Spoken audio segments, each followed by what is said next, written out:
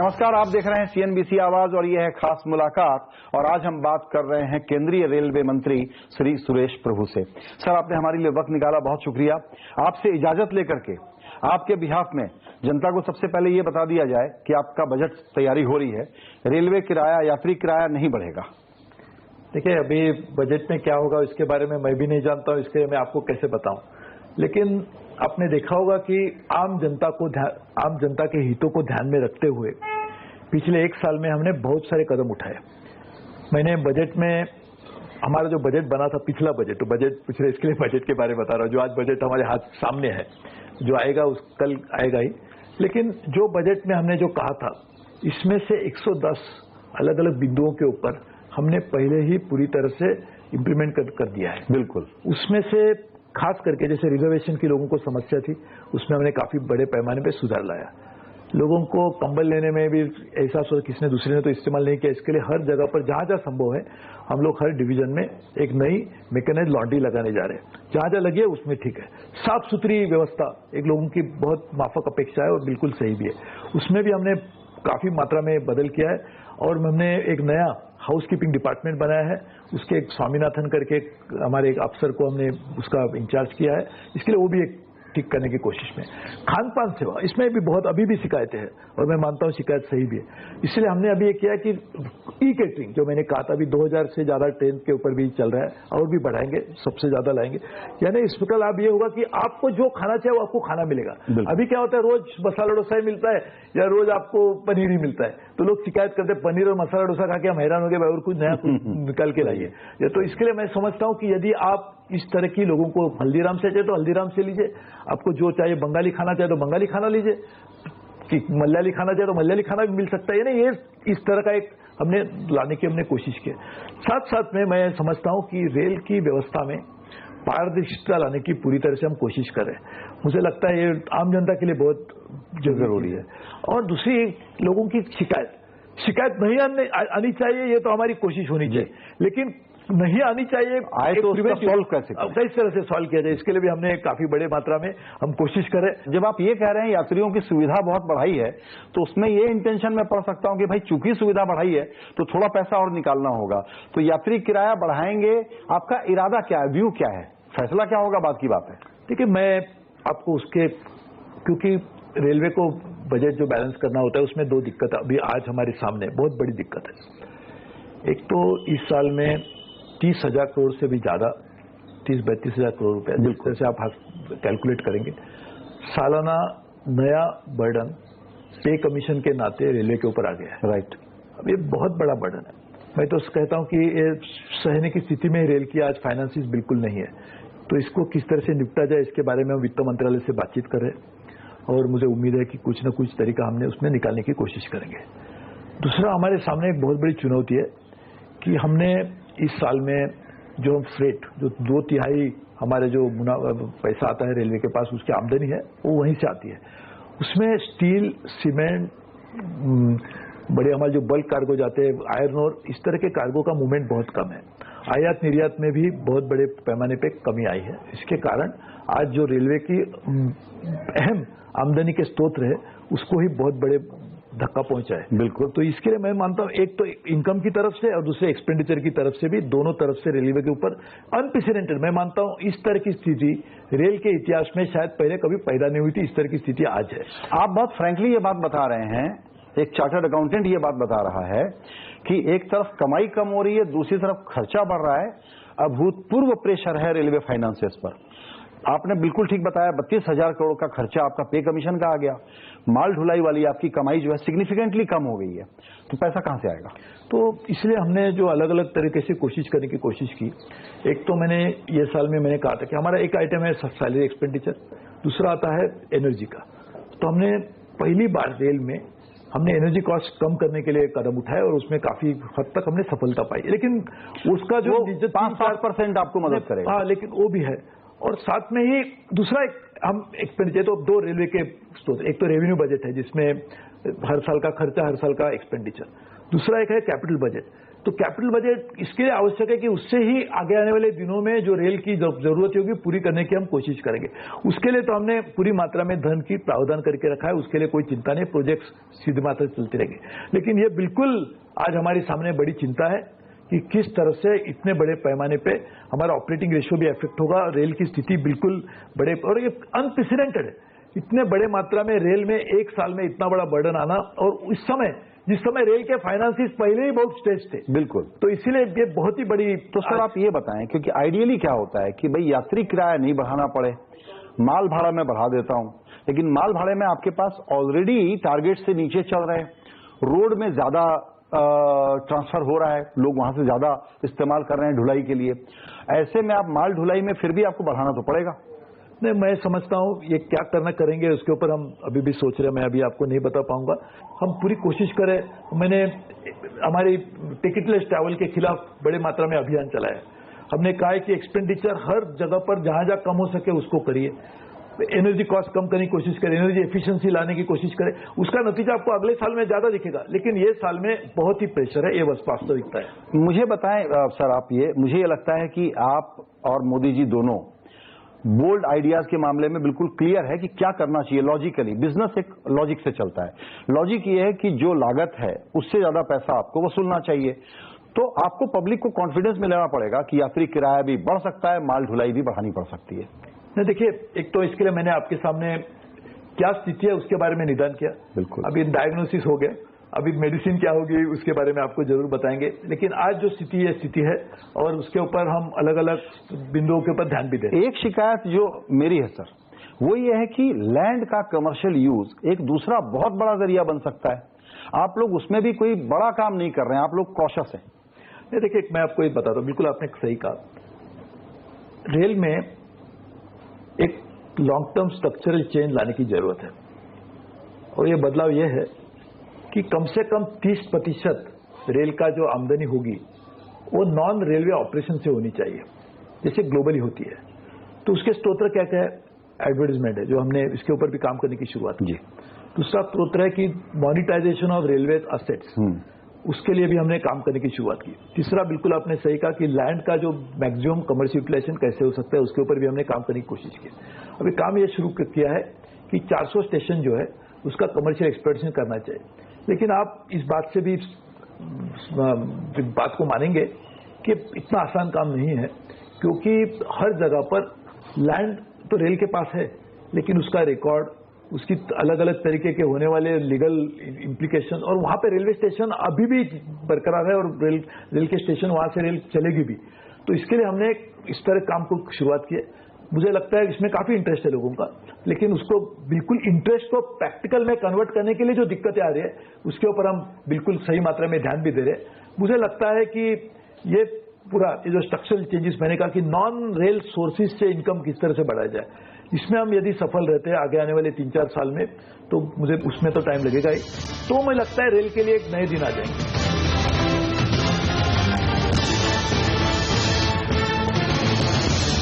हम लोग लगातार ये बातें कह रहे हैं, हम लोग खबरें बना रहे हैं कि जिन 2 इलाकों में ज्यादा काम शुरू हुआ है जिससे इकोनॉमी में निवेश का चक्र चालू हो, वो है रोड और रेलवे। रेलवे की बात हम सुन रहे हैं, लेकिन हमको जो कंपनियां हैं वो बताती हैं कि हमारे पास अभी कोई ऑर्डर बड़े पैमाने पर फ्लो होना शुरू नहीं हुए हैं। मैं आपसे ये समझना चाहता हूं, हार्ड एविडेंस दीजिए जहां पर कि एक्चुअली काम शुरू हो गया हो। देखिए, एक तो रेल का काम ही ऐसा है कि आज बटन दबाए कल काम शुरू हुआ, ऐसा नहीं होता है। एक तो बजट के आइटम्स के पहले बात करते हैं, फिर ऑफ द बजट के आइटम से बात करते हैं। बजट में पहले सालों लगते थे जब से बजट की अनाउंसमेंट हो गई और टेंडर निकला। आज हमने वो समय 6 महीने तक लाया जो पहले सालों सा समय था। इसके लिए आपने देखा होगा कि पहले क्वार्टर्स में, क्योंकि टेंडर ही रेडी नहीं थे, हमने जो भी प्रोजेक्ट लिए उसके डीपीआर भी नहीं बनाए गए थे, उसके डीपीआर वगैरह बनाने की स्थिति हो गई। तो आज हमने उसके लिए टेंडर निकलेंगे, अभी टेंडर निकलने की शुरुआत भी हो गई। मुझे लगता है पहले 6-7 महीने में 50-60 हजार करोड़ रुपए से भी, आज नवंबर तक शायद खर्चा भी हो गया, जो हमारे टारगेट था उससे ज्यादा ही हो गया। तो उसके टेंडर्स निकलेंगे तो ऑर्डर्स आ ही जाएंगे। दूसरा, ऑफ द बजट हमने 40,000 करोड़ रुपए के डीजल और इलेक्ट्रिक लोकोमोटिव्स के टेंडर खोले। वो देश के इतिहास में मेक इन इंडिया में सबसे बड़ा कार्यक्रम यही रहेगा, उसका बहुत बड़ा लाभ देशों को आगे आने वाले दिनों में मिलेगा, क्योंकि फर्स्ट टाइम हम एक इकोसिस्टम बनाएंगे जिसमें एक सप्लाई चेन होगी, जो सप्लाई चेन में जो जो कंपोनेंट बनाने वाले लोग हैं पूरे देश में बनाएंगे, बहुत बड़ा एम्प्लॉयमेंट जनरेट होगा, और वो जो सप्लाई चेन बनेगी पूरे विदेश में भी एक्सपोर्ट कर पाएंगे। टेक्नोलॉजी आएगी, मैनेजमेंट टेक्नोलॉजी, ये हो गया। अभी उसके भी कुछ तो समय लगेगा, हमने तो टेंडर अभी अलॉट किया, उसके फिजिकल ऑर्डर आने में भी समय, ये फाइनेंशियल ईयर खत्म दूसरा मैं आपको बता दें, दूसरी लेकिन एक बात, 82,000 करोड़ का डेडिकेटेड फ्रेट कॉरिडोर, उसमें पिछले 6 महीने में, तो पहले तो कैबिनेट ने अप्रूव नहीं किया था, हमने अप्रूव करके लिया, पिछले 6 महीने में हमने करीबन 20,000 से भी ज्यादा करोड़ के टेंडर्स इशू कर दिए। ये तो ऑर्डर ही हो गए, इसके भी नतीजा निकलेगा। अभी हम हाल ही में कुछ दिन पहले हमने अपने वैगन्स के लिए भी हमने नए टेंडर्स भी खोल लिए, वो भी जल्दी आ जाएंगे। तो ये सबका नतीजा आपको जरूर दिखेगा, लेकिन तो थोड़ा सा समय लगता है जब तक, क्योंकि रेल की स्थिति अलग है। रेल में एक बहुत बड़ी एक दूसरी एक विशेषता है, रेल को चलाना भी है, यानी ऑपरेशन भी, और रेल को कैपिटल एक्सपेंडिचर भी करना है, रेल में स्ट्रक्चरल चेंजेस भी लाने हैं, और रेल में इतने बड़ी पैमाने में रहने वाले लोगों की जो आकांक्षा अपेक्षा पूरी करना, और आम जनता की अपेक्षा रेल से है उसको भी पूरी करना है। मुझे नहीं लगता और दूसरा कोई भी सेक्टर है ऐसा चैलेंज, कोई भी मिनिस्ट्री नहीं है, ये यूनिक मिनिस्ट्री है, इसके लिए उसको दूसरे मिनिस्ट्री के साथ कंपेयर करना सही नहीं होगा। लेकिन मैं आपका चैनल हमेशा देखता हूं, इतना अच्छा चैनल दूसरा नहीं है इसके लिए, और उसमें आपने कहा है कि रेल के स्टॉक जो है ये बाकी मार्केट को आउट परफॉर्म कर चुके हैं। यदि आपका कहना सही है कि कंपनी यदि ये कह रही है तो कंपनी को ये भी आंसर करना पड़ेगा। हम ये कह रहे हैं कि ऑर्डर फ्लो हो रहे हैं, लेकिन देश के ग्रोथ के लिए और रेलवे को ठीक से चलाने के लिए इतना ह्यूमंगस चैलेंज है कि और स्पीड से काम करना आपकी मजबूरी है। मैं एकदम आपकी बात मानता हूं कि जादू से कुछ नहीं होता, नहीं, लेकिन आपके यहाँ स्पीड बहुत जरूरी है। और भी हम कोशिश हमारी पूरी तरह से करें। मैं आपको बता रहा हूं, ये साल ना फर्स्ट टाइम हमने एक अलग तरीके से काम करने की शुरुआत की। पहले टेंडर और उसके जो एस्टिमेट वो पूरे यहाँ ही आते थे जी, दिल्ली में सब। हमने अभी पूरी तरह से एस्टिमेट टेंडर पूरे तरह से जनता को डेलीगेट कर दिया। बिल्कुल। अभी आप इस बात को भी मान लीजिए, इतने सालों से कभी उन्होंने इस तरह का काम नहीं किया था जो आज कर रहे हैं, तो to be fair to them. इसीलिए ये एक नई कल्चर, वर्क कल्चर क्रिएट करना, उसके लिए उसके साथ में अपने मन को जोड़ना, इसमें थोड़ा टाइम लगेगा। अगले साल आप देखेंगे कि क्या रियली मात्रा में कितने फास्ट तेज काम चलेगा, क्योंकि एक बात होगी, ये साल में हमने प्रोजेक्ट अप्रूव कर रहे हैं, अगले साल में अप्रूवल की जरूरत नहीं होगी। बुलेट ट्रेन बड़ी घटना हुई है, जापान के साथ हमारा एग्रीमेंट हो गया है, उस पर काम चालू होगा। लेकिन एक तरफ तो ये कहते हैं कि जब इतने पैसे और चाहिए पुराने ट्रैक को ठीक करने में, सेफ्टी ठीक करने में, सिग्नल ठीक करने में, तो रिसोर्स वहां नहीं लगा करके यहां लगा रहे हैं। तो आर्गुमेंट ये है कि यहां तो हम कर्ज लेकर के लगा रहे हैं और बहुत ही सस्ता कर्ज ले रहे हैं। इसको सफल बनाने के लिए रोजाना 10,000 पैसेंजर को मुंबई अहमदाबाद के बीच में ट्रैवल करना होगा, तो ये प्रोजेक्ट वायबल होगा। तो एक आर्गुमेंट ये है कि कभी वायबल नहीं होगा। आप जरा इसको समझाइए। देखिए, एक तो मैं दोनों चीज को पहले बता, सबसे पहले मैं आपको एक बात बताना चाहता हूं। जापान के साथ में हमारे प्रधानमंत्री ने जो समझौता किया है, इसमें अहम बात है कि हम हमारा जो एग्जिस्टिंग इंफ्रास्ट्रक्चर रेल का, उसको मॉडर्नाइज करेंगे। रेल की आज जो एक बहुत बड़ी चिंता है, सालों से चलते आ रही है, कि सेफ्टी। जापान का सेफ्टी रिकॉर्ड सबसे अच्छा है, तो हम सेफ्टी के साथ में रेल को, हमारे रेल को उनके सेफ्टी स्टैंडर्ड तक लाने की कोशिश के लिए जापान के साथ में हमने समझौता किया है। तीसरा, जापान आज इतना बड़े मात्रा में बड़ा देश क्यों बना? क्योंकि उन्हें रिसर्च एंड डेवलपमेंट में निवेश किया। हमारी जो RDSO research and development organisation है इंडिया की, रेल की, वो उनके साथ में टाइप कर रही है जी। और ये सभी के लिए जापान हमको मदद करेगा। यानी इसका मतलब ये नहीं कि हमने सिर्फ बुलेट ट्रेन से ही रखा है। दूसरी बात, बुलेट ट्रेन के लिए यदि हम नहीं लाते थे तो वो पैसा हमारे दूसरे काम के लिए नहीं मिलने वाला था, वो बुलेट ट्रेन से ही सीमित है। और ये बुलेट ट्रेन की जो बात है, ये हमारे पिछली सरकार ने भी उसके ऊपर शुरुआत की थी। हमारी जो डॉक्टर मनमोहन सिंह और उस समय के प्रधानमंत्री जी के बीच में समझौता हुआ, उसमें भी उसकी वायबिलिटी, फिजिबिलिटी स्टडी बनाने की बात हुई थी। उसको हमारे प्रधानमंत्री जी आगे इस तरह से लाया कि देश के ऊपर कुछ बोझ न हो। 50 साल में 0.1% इंटरेस्ट, कहीं किसी ने सुना नहीं, किसी ने कभी इसका एहसास भी नहीं था, और 15 साल तक उसका रिपेमेंट करना नहीं होगा, इस तरह की ट्रेन पे है। अब ये बात है कि उसकी कितने पैसेंजर जाएंगे, वायबल कैसे होगा। वो वायबिलिटी स्टडीज जायका ने किया, जापानीज कंपनी ने, और उन्होंने कहा ये वायबल सिर्फ नहीं होगी, उससे भी ज्यादा होगा। कुछ समय पहले इंडियन इंस्टीट्यूट ऑफ मैनेजमेंट के एक प्रोफेसर, हमारे इंडियन, उन्होंने स्टडी करके कहा सिर्फ वायबल नहीं, उससे भी ज्यादा होगा। देखिए, मैं आपको कहता हूं कि कहीं भी आप देखेंगे तो एक बुलेट ट्रेन आएगी तो सिर्फ मुंबई अहमदाबाद तक सीमित नहीं रहेगी। और मुंबई अहमदाबाद इसलिए नहीं क्योंकि प्रधानमंत्री वहां के और मैं मुंबई का हूं। नहीं, बिल्कुल। ये हमारे पिछले प्रधानमंत्री जो आसाम से चुन के आए थे, उन्होंने भी इस बात को माना था कि मुंबई अहमदाबाद होना चाहिए, क्योंकि सबसे बड़े एक दो मार्केट है। सर, एक आपने बड़ा अच्छा क्लैरिफिकेशन किया ऑन ए मिस्चीवियस नोट, क्योंकि आपकी पार्टी और सरकार के लोग हैं वो कहते हैं बस सब कुछ मोदी जी सोचते हैं। आप बता रहे हैं कि नहीं, मोदी जी के पहले वाले प्रधानमंत्री ने ये बुलेट ट्रेन सोची थी। नहीं ना, मोदी जी ने उसको हमने आगे बात नहीं कि हमने रियलिटी में लाया ना। और मोदी जी ये उनके लिए ड्राइंग बोर्ड पर था। मोदी जी का तो ये कहना ही है, देखो ये लोगों की गलत। हमारे प्रधानमंत्री ये हमेशा कहते हैं कि देश की जब बात आती है तो राजनीति से ऊपर उठकर बात करनी चाहिए। बिल्कुल। इनका ये कहना है कि देश को विकास होगा तो ही हमारे सब देश में रहने वाले देशवासियों का विकास होगा। सबका साथ सबका विकास है जो कहते हैं, उनकी बिल्कुल सही मात्रा अंदर से आने वाली बात है। तो इसलिए हम चाहते हैं कि ये जो बुलेटिन आएगी तो उसके साथ साथ एक नई टेक्नोलॉजी देश में आएगी, पूरा नया इकोसिस्टम और देश में टेक्नोलॉजी भी नहीं आएगी। और हम बिल्कुल आम जनता की हितों की रक्षा करने के लिए साथ साथ में अलग जो रेल का नेटवर्क है उसको भी अपग्रेड करें, और ये टेक्नोलॉजी वहीं भी इस्तेमाल की जाएगी।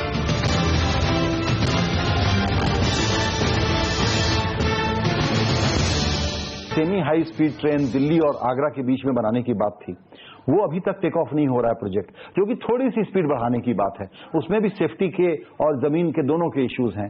तो डर ये लगता है कि हिंदुस्तान में जहां भी संबंध जमीन से और सेफ्टी से है, वहां प्रोजेक्ट का टेक ऑफ करना, एग्जीक्यूट करना अभी भी बड़ा लॉन्ग ड्रॉन काम है। उसका एक एग्जाम्पल ये गतिमान। नहीं, आपकी बात बिल्कुल सही है, लेकिन मैं समझता हूं कि इसके दोनों को साथ में लाने के लिए हम भी नई टेक्नोलॉजी लानी चाहिए। जैसे कि हम अभी ये जो मुंबई अहमदाबाद की बात भी करें, वो डक्टिंग ज्यादा करेंगे, यानी ऊपर से जाएंगे। देखो, जब तक हम necessity is a mother of invention, correct, तो इसके लिए आपको जो समस्या नहीं आएगी तो आप उसको सोल्यूशन कैसे निकालेंगे। तो हमने हमारे रेल के सभी अधिकारियों को मैंने कहा है कि कम से कम जमीन का इस्तेमाल करना, जहां से हो सके तो हमको उसको ऊपर से जाने की कोशिश करना ताकि लोगों को दिक्कत न हो। और उसका लाभ ये भी होगा कि जो आज unmanned level crossing, manned level crossing, वो समस्या भी खत्म हो जाएगी। अभी ताजा मुलाकात हुई गूगल के सीईओ सुंदर पिचाई से, और 100 स्टेशन को वाईफाई बनाने की बात हुई। बॉम्बे सेंट्रल से ये काम चालू होगा। ये एक्चुअली हम कब अंजाम होते हुए देखेंगे, और इसमें रिलेशनशिप क्या है सरकार के बीच में और गूगल के बीच में? गूगल निवेश करेगी, हम लोग रेवेन्यू शेयर करेंगे, और गूगल के पास जो टेक्नोलॉजी है वो बहुत ही एडवांस्ड है। उनका एक कहना है कि जो वो हमारे मूल भारतवासी है, तो उनको भी मैंने पूछा, उनका ये कहना है कि ये जो आपको जो टेक्निकल हमारे जो जिस तरह से एक्सपीरियंस मिलेगा इस गूगल का स्टेशनों के ऊपर, वो सबसे अच्छा देश में जहां भी होता है उससे भी अच्छा होगा। साथ साथ में हमने ये भी कहा है कि, और हमें विदाउट कुछ निवेश नहीं करेंगे, हमको रेवेन्यू मिलने की शुरुआत हो जाएगी, लोगों को, आम जनता को सेवा मिलेगी। और साथ साथ में इतने सालों से रेलटेल ने बड़ी मात्रा में जो निवेश ऑप्टिक फाइबर केबल में किया था उसका भी इस्तेमाल हो जाएगा, यानी it's a win win situation for everybody. तो मैं समझता हूं कि इस तरह के टाइप करने चाहिए जो हमारे देश के हित में हो और साथ साथ में पूरी मात्रा में पारदर्शी हो, और इसी तरह से हमारी कोशिश जारी है। बिल्कुल। सर, आपसे आखिरी सवाल, आपको जानते हुए पता है कि किसी बिजनेस को रिस्ट्रक्चर करना हो, किसी काम को रिस्ट्रक्चर करना हो तो क्या करने की जरूरत है, ये आप जानते हैं। लेकिन आपने कायाकल्प की बात कही थी, और ऐसा सब लोग कहते हैं कि रेलवे के पूरे एस्टेब्लिशमेंट को रिस्ट्रक्चर करना बहुत ही जरूरी है और रिफॉर्म करना बहुत जरूरी है। ये पॉलिटिकली डाइसी एरिया है, यूनियन के कारण और ब्यूरोक्रेसी के कारण। तो आप जानते हुए भी कि क्या करना चाहिए, करने को लेकर के कॉशियस है। देखिए, रिस्ट्रक्चरिंग की जब बात आती है तो उसका मतलब ऐसा नहीं होता है कि पूरी तरह से एक ही दिन में सब चेंज करना चाहिए। हमको रिस्ट्रक्चर करना चाहिए, इसमें मुझे लगता है दो राय बिल्कुल नहीं है। उसमें क्या करना चाहिए वो भी मैं भी जानता हूं, लेकिन मैं समझता हूं कि सीक्वेंसिंग कैसी हो।